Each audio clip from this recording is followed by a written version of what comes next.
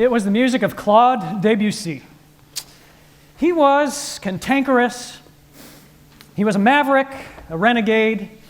He didn't have many friends. He made enemies.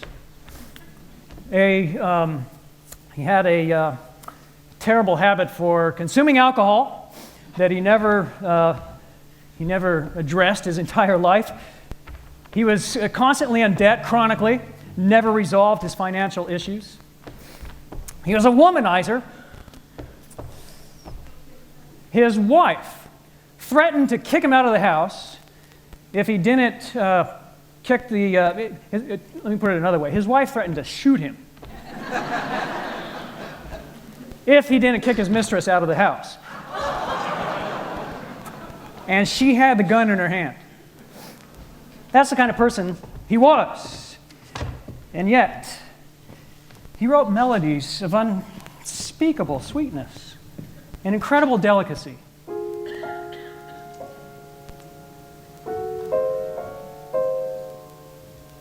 You know this? Of course you do. It's the music that rolls during the credits of Ocean's 11. I've never figured out why a movie about thugs and thieves in Las Vegas has this. Debussy actually named it Clair de Lune. He didn't name it Sonata in D-flat major. He named it Clair de Lune. Clair means light, and clarity, such as delivered by the light. Lune means, of course, the moon. So this is a piece Debussy is saying about the moonlight, the silvery moonlight, as it wafts in and out of the clouds. More than any other music until this time, this music was pictorial. It was evoking images, doing it explicitly. It's written in 9/8 time. That's an unusual time signature. And it has an interesting hitch in it. Here's the hitch. He keeps breaking the meter.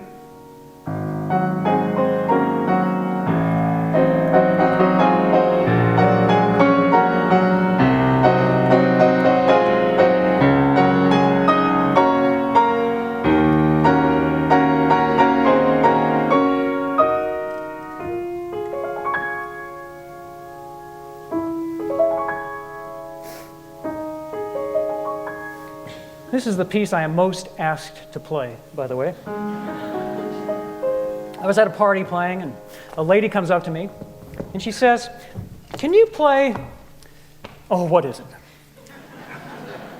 And then she started berating me. "Surely, you know, come on, you're the musician here." So I sat down and I did this. And she said, "Yes, that's it." And then she said, "I just love the way you play clerical music."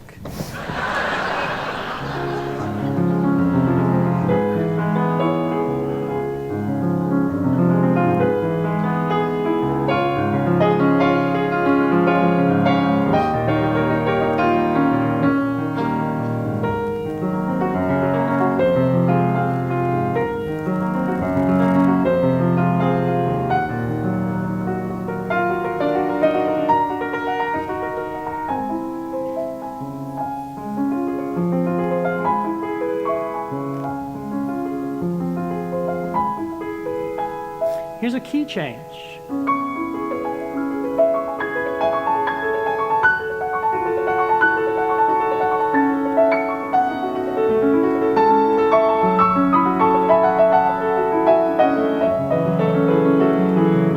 And another key change.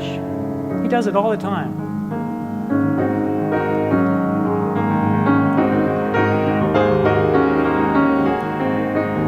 These are all black notes.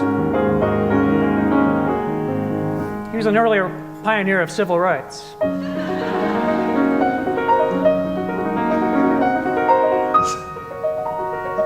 All black notes here. He loves the black notes. We'll talk about that.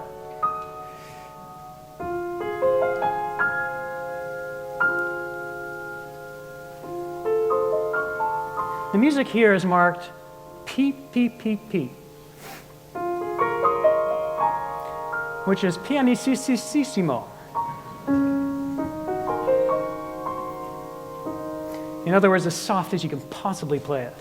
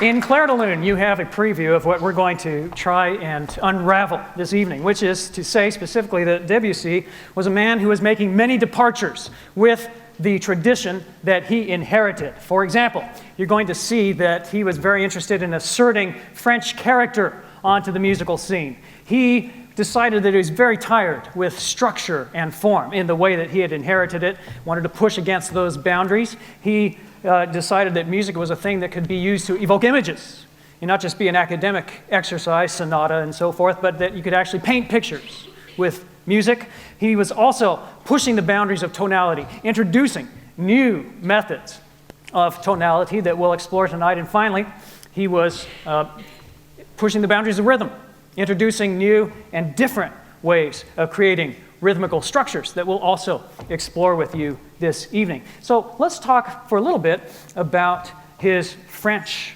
assertiveness. And we don't mean to suggest that he was a fierce French nationalist or a patriot, or that he had an aggressive nationalist agenda. It wasn't that at all. I think what it was that he was simply asking the question if it was time for there to be a French tradition come to the fore. And I think it was also some fatigue, frankly, with the German tradition, which had dominated music for 200 years. And what a glorious tradition, absolutely glorious. But think about it, for 200 years, it was the music of Bach, and then Haydn, and then Handel, and Mozart, Beethoven, Mendelssohn, Brahms, Schumann, Schubert, into Wagner. I mean, this is a very long run. And so the question was, could there be a French music? And could it have French characteristics? But first we need to understand, what were those German characteristics? What are we really talking about here? Well, it's this.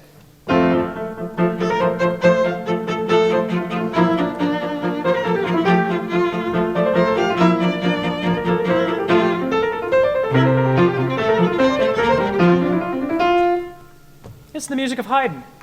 We explored Haydn on this stage not long ago. Marvelous music, but you see it has this characteristic about it, very precise, very formal and formalistic, very metrical. And Haydn was wondering, is there a way to introduce French ideas, which would be more laid back,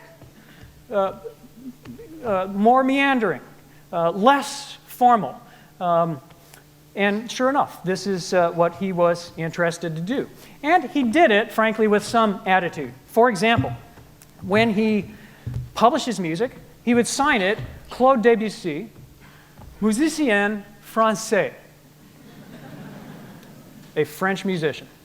And then he did the ultimate.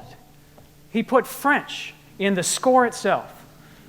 Now, this had never been done. There's an international convention.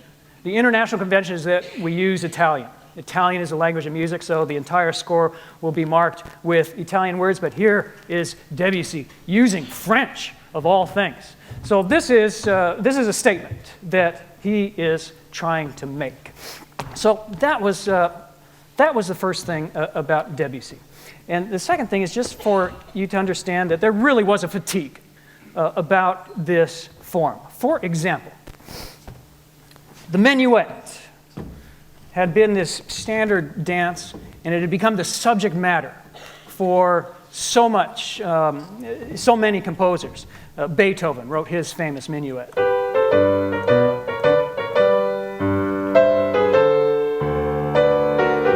You've all heard this, right? Where have you heard it? Did you hear it in The Music Man? Do you remember it from The Music Man?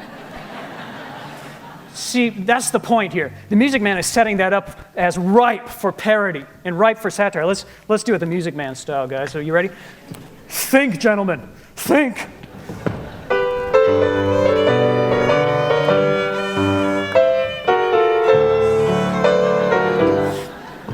All right, so you get the idea.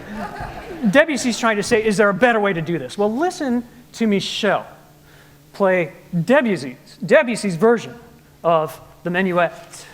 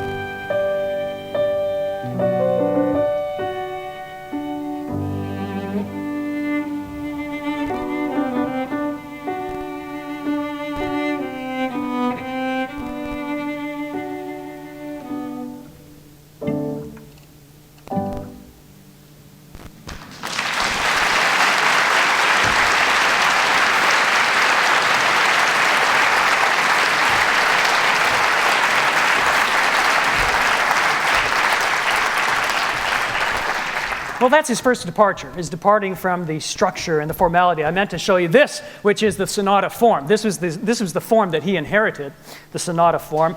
It's very complicated, as you can see. If you take Music 101, then they're going to lay this out. They're going to make it look like rocket science.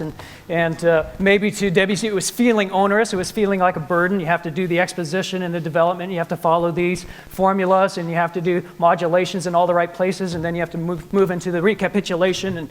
And as soon as you follow all of these things, then you finally get to the end, and there it is. Right?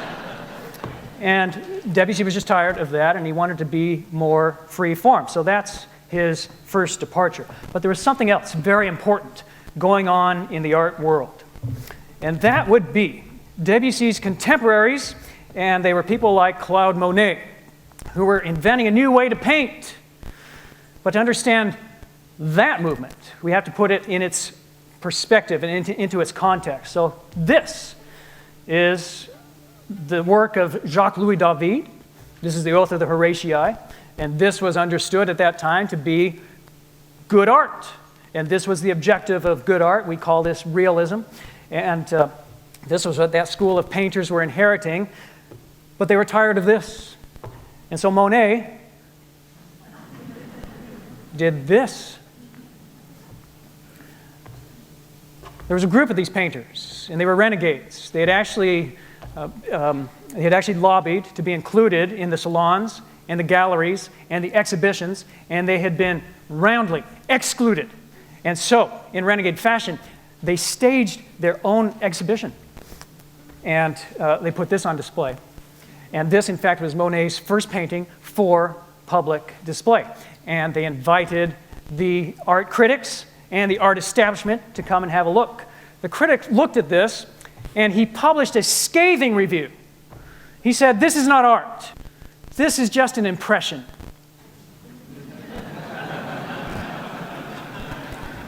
And that, ladies and gentlemen, is how the movement got its name. They did not name it. It was named for them. Debussy, by the way, didn't like the term impressionist. He thought of himself as an expressivist. That's what he called himself. But people don't always get to choose how they're labeled in history. Back to Jacques-Louis David. So we call this realism. The whole point of realism was to be as realistic as you possibly could. So you're rendering this in the manner of a photograph. They didn't know what photography was at the time, but that's what they're trying to do. They're trying to be realistic. So as you zoom in on this painting, you can see everything. You can see that he has a bunion and a hangnail. You can see that you can see the tapestry on her dress. Let's zoom in even farther. Look at this. You can see the folds. You can see that there's a stain on the floor. Extraordinary detail. This was considered to be the objective of art. Instead, the Impressionists are doing this. And they're suggesting something altogether different, which is it shouldn't be realistic at all. It should just be a suggestion. Art is supposed to suggest and create these images, but the process isn't completed by the artist. The process is completed by the viewer. The viewer has to fill in all of the rest. And so as you look at this, as you zoom in on this, you realize it's just a bunch of splotches. It's incredible, really. I mean, look at this. It's just watch as it looks like he took look at a fat Sharpie and sort of drew out a boat. So this is what they're doing. And the artists and the composers had commerce. They spent time together in the salons and in the cafes, and they were discussing these things. I wish I could have been a fly on the wall. And they were talking about how this movement could express itself not only on the canvas, but also in these musical instruments, and if it was possible to have music do this same thing. This, by the way, is another example of Impressionism. So the idea, you realize, is that the image doesn't really take shape until you back far away from the canvas, and then you start to get the idea of it. But look at this. Isn't that remarkable? It's really as if you're putting your head out the window, out the car window on a foggy, rainy day, and that's what you get. But as you back off, you can see, sure enough, the image of a cathedral emerging. And so the great critic, Mayarma, summed it up this way. I think it's an adequate summary, which is naming an object takes away its power. In other words, if you hit a person over the head with your piece of art, that's not as powerful. It's far more powerful to suggest. And so that, ladies and gentlemen, is the business that Debussy decided that he would be about. And so the next departure that we want to suggest is that he was a man who wanted to paint pictures, but he wanted to do it in the oral medium. So let's take another painting by Monet and pair it with a piece by Debussy. And in this case, here's our subject matter. It's a boat. And it's the boat in the harbor and the gentle lapping of the waves. And we are going to show you how Debussy does this.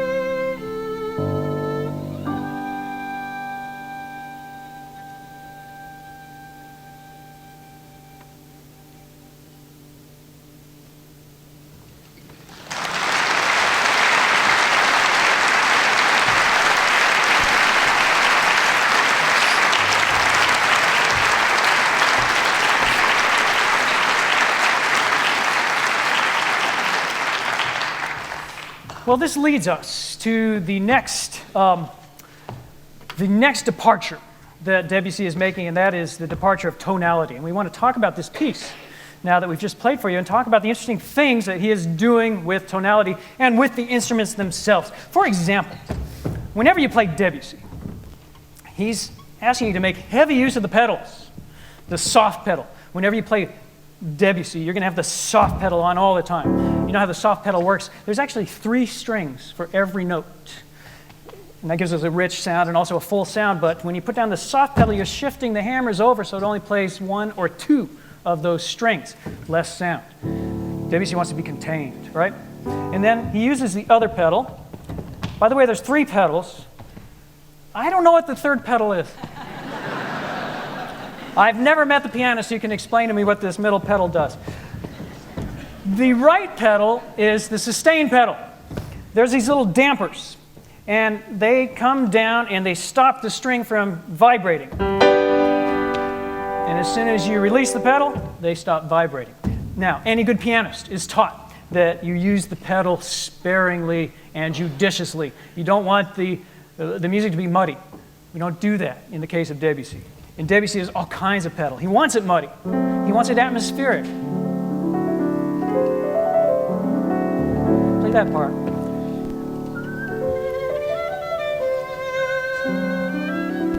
Listen to all this mud. And play them the harmonics now. Show them that.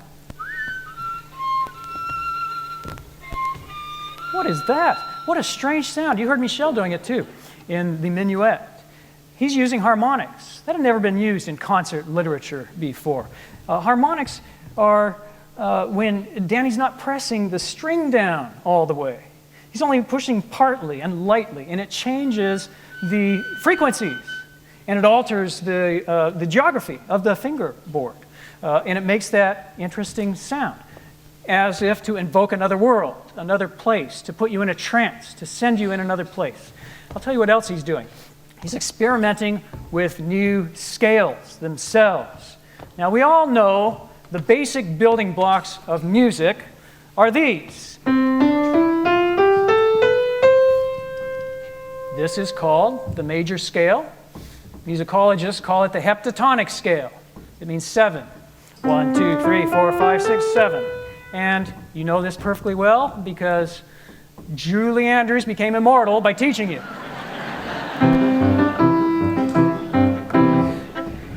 She is explaining the heptatonic scale to her young children charges. And the way it works, she didn't go into this with her children, I'm afraid, but the way it works is by establishing a relationship of whole steps and half steps. Let me show you what we mean. From here to here is a half step. From here to here is a whole step. The key, all of music, in fact, is organized in whole steps and half steps. You could have quarter steps. You could have eighth steps. The ear stops perceiving after a while. And so musicians, when music was evolving, thought whole steps and half steps are probably going to be our basic building blocks. There's experimental composers that do crazy stuff with others. But musically speaking, we're usually talking about a whole step here and a whole step here, and then a half step between 3 and 4, and then another whole step and another whole step, and then a half step between 7 and 8. 3 and 4, 7 and 8, those are your half steps. That's your heptatonic scale. That's what everybody used to write their music.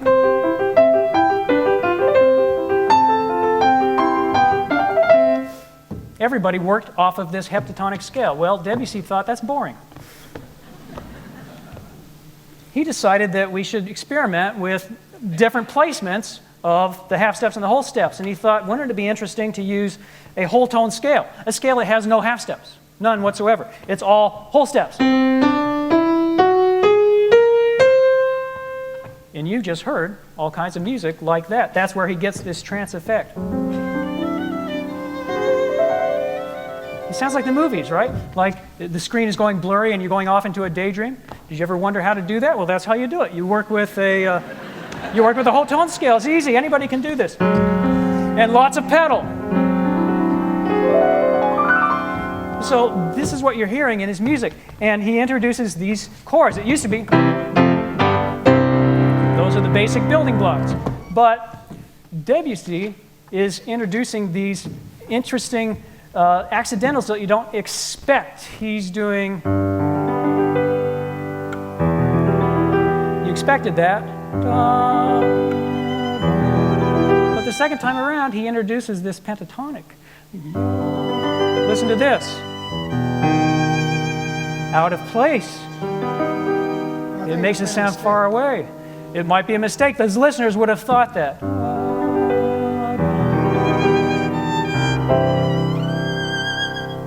So this is how he's altering the basic building blocks. Not only that, he thought, wouldn't it be interesting to use the pentatonic scale? This traces its origins to the Orient, as they called it. It's the Asian scale. And that's just a 5-tone scale.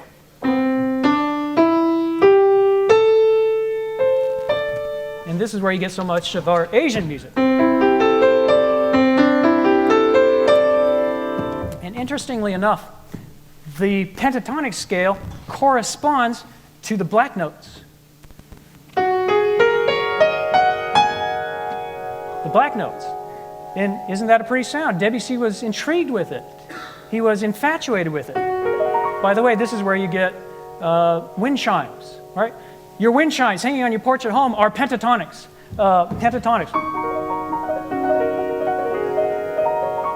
And he loved that sound, and he wrote entire pieces around it.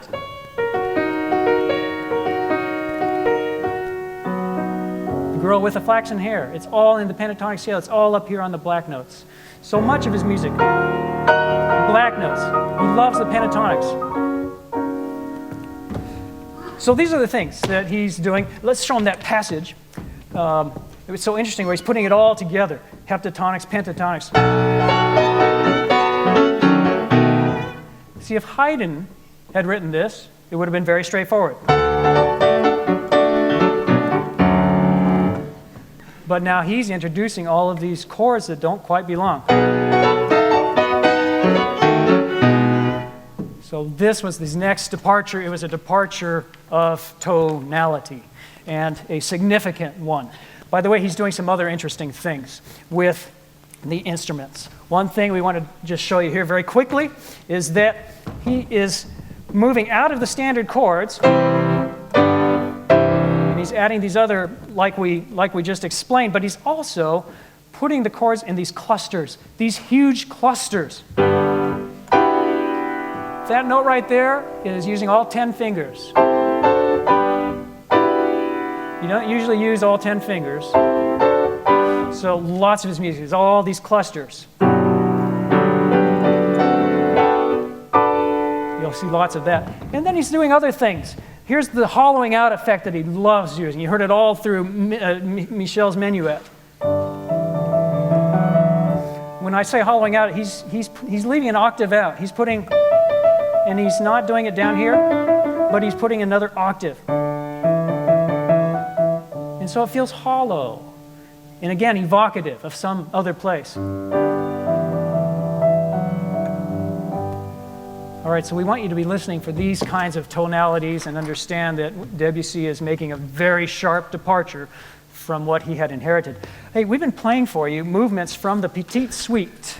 And we're going to play for you now the final movement of the Petite Suite. And you can listen for some of these things. This movement is called ballet.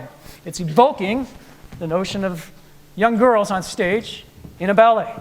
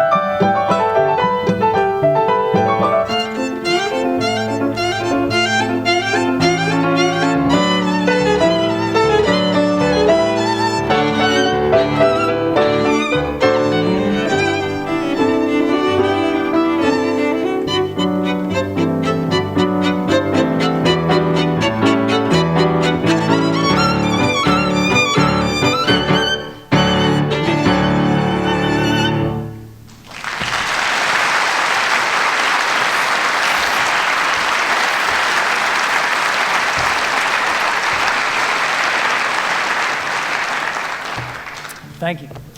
Well, we would now like to introduce to you Debussy's major work for chamber artists like ourselves, and that would be his G major trio. And so we'd like to offer this up for you. It's going to come to you in 4 movements. And we're going to use the first movement to demonstrate one of Debussy's final departures, and that would be from the form itself, from the form altogether, the sonata form. We're going to show you that. But as you listen, we want you to be listening for the things that we explained, and then also be listening for the way that it has a meandering quality to it. Absolutely meandering, absolutely the opposite of formality.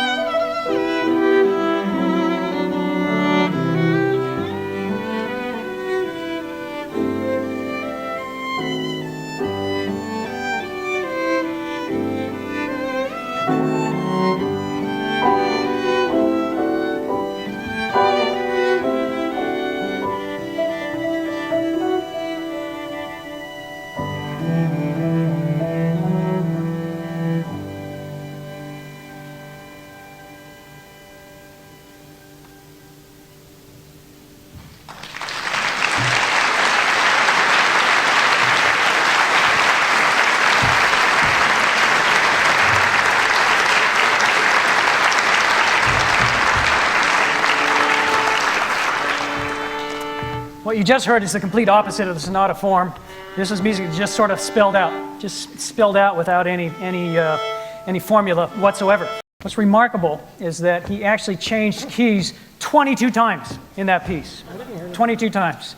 Yeah, it's really quite remarkable. And here I want to show you that he himself even gets confused. He can't keep track of what key he's in. This music, ladies and gentlemen, is a mess. It's just a mess. Nobody writes music, scores music this way. The way it's supposed to work is you're supposed to establish a key. These little tic-tac-toe signs are sharps, and what he's done is he's established that he's writing here in the key of, what is that? B. Thank you, key of B. He's writing key of B, and so you're supposed to do it, and yet he's decided, I don't want to be in the key of B. That's not convenient. I would like to be in the key of E flat, and he has made it so that every single note he's written has to have a flat place next to it, or an accidental, and he does it all the way through. Every single note has to have an accidental next to it. He's just completely messed up. And it's that way throughout the entire piece, because he just can't ever find a home key. And so you found that he kept changing his mind all the time. And what's so interesting is the attitude about it.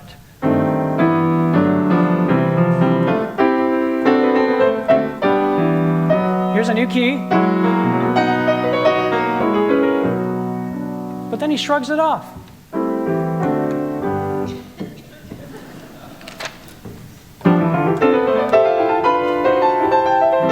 Oh, I don't like that key. 22 times that happens throughout this piece. It's really amazing. So again, this is his next departure, is that I'm not going to use this form. I don't have to follow formula about keys and modulations and where they have to change and recapitulations, all this. No, I'm just going to write music that spills out all over the place because I think it's pretty. And I can do that. I'm French.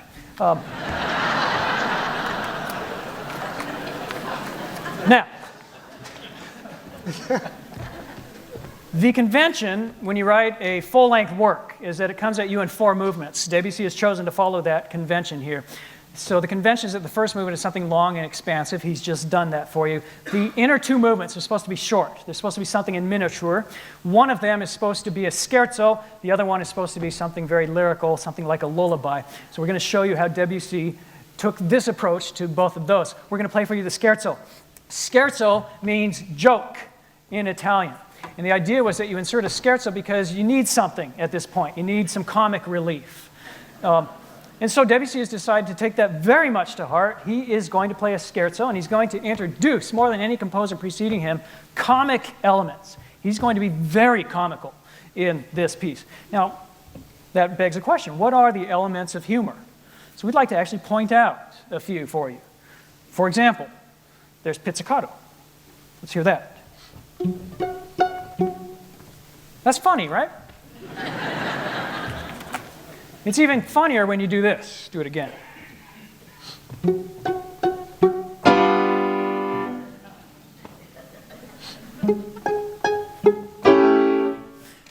It's like they're tiptoeing around, but I'm behind the corner, and I leap out and I shout, boo.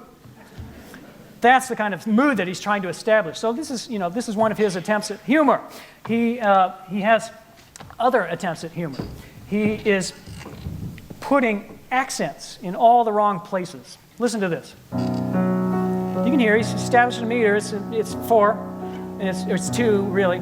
It's 1 and 2 and 1 and 2 and it's very gentle, right?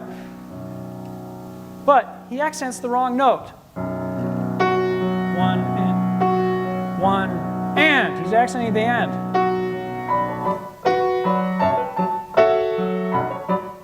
You're going to hear that, and it's going to sound strange, but it's because he's trying to be comical. What else does he do? He's going to write notes that sound like they're a mistake.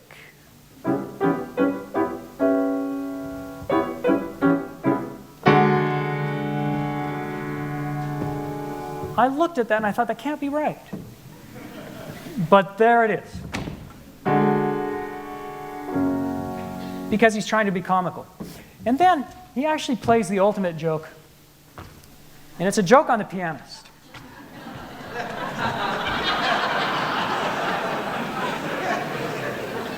He's asking the pianist to play way up here very high, and he's asking pianists to play way down low, and then he's put notes in the middle. It can't be done. So you will see me in utter quandary when we arrive at this particular place. Go ahead, guys.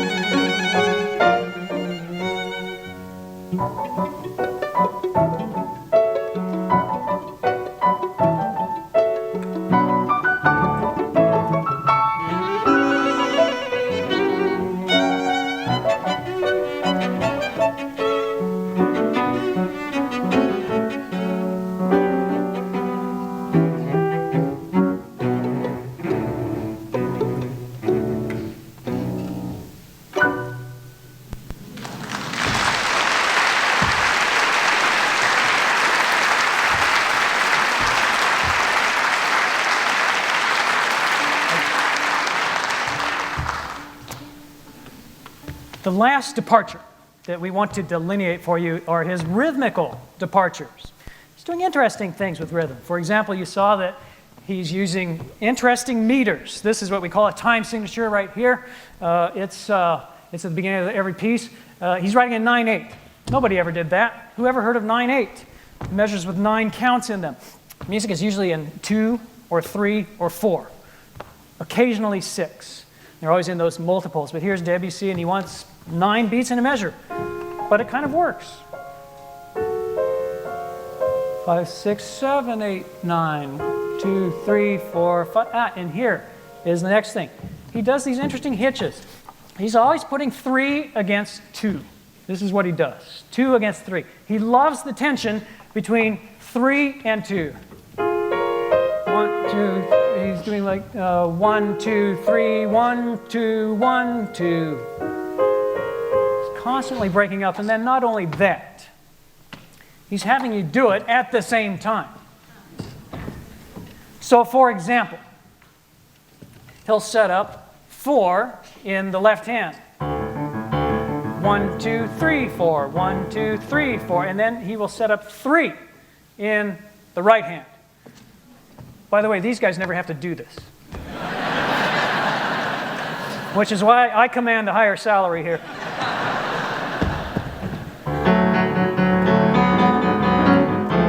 It's like rubbing your head and patting your tummy. Very difficult to pull off. I remember the day I finally could do it. It was so liberating. Remember, if this was Haydn, instead of this, he would be doing this.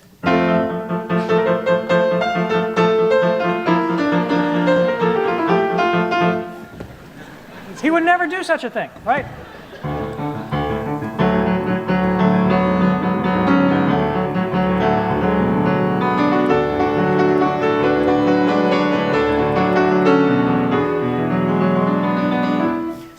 So 3 against 2. And you're going to hear that in this next movement. You're going to hear it throughout everything that we're playing, but he especially uses it in this movement. The next movement, remember, by convention, is going to be something gentle, lyrical. Think of this like a lullaby. And it's going to feature luscious lines from the cello and all kinds of support from the violin. After we play this for you, we're going to tell you something absolutely amazing.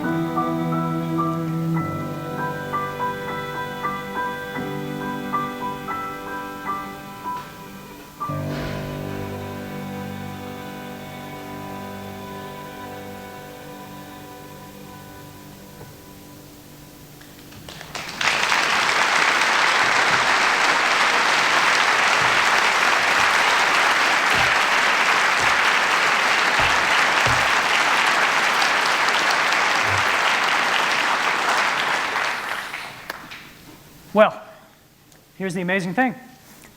He wrote that when he was 18 years old. Extraordinary. Well, ladies and gentlemen, we'd like to play one last piece, the final movement from Debussy's trio. But before we do, we'd like to take just a moment for a brief commercial message. We're the St. Michael Trio, and we're so grateful that you would choose to spend your evening with us. The mission of the St. Michael Trio is to do exactly this.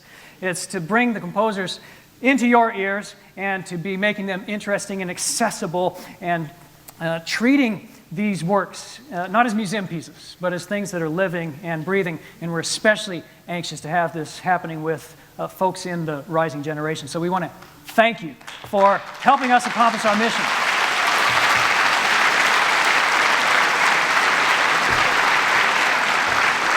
It's very kind of you. Thank you. Spread the word. We intend for this to be a movement. You're part of the St. Michael movement, and you're also all part of the St. Michael mob. You can find out more about us at stmichaeltrio.com, and you can also sign up for our mailing list. We also have clipboards out in the lobby. You can sign up for our mailing list there. And we also want to tell you that we have an app, and you should take full advantage of that. In fact, let's pause right now for... Let's all take out our cell phones. I'm actually very serious about this. Everybody grab your cell phones, pull them out. We want them out. And your job is to actually take pictures. We want you to take pictures. We want you to post. We want you to tweet. We want you to put them on Facebook. Make sure that you tag us, St. Michael Trio. It's spelled out, Saint. I'm totally serious. Pull them out. We want them all out. Take our pictures. We want that posted. It's really important. In fact, I'm going to take your picture. And I'm going to post that on our website. So, all put on your best faces, please. It would help if you just squeezed in. Okay, you're all on Facebook tonight. Yeah. And we have a Facebook page. We want you to like us on Facebook, and we want you to follow us, and we want you to be a part of this movement. Well, ladies and gentlemen, we've completed our exploration. We've shown you that Debussy was making sharp departures from the legacy that he inherited and adding to it. He wanted music to be pictorial or picturesque and evoke images. He wanted to assert himself as a French composer emerging on the scene. He wanted to make sharp breaks from the structure and form that had dominated the field. And he introduced novel and innovative things in the areas of tonality and rhythm. We hope you'll ponder all of that as we play this final, very galloping movement of his G major trio.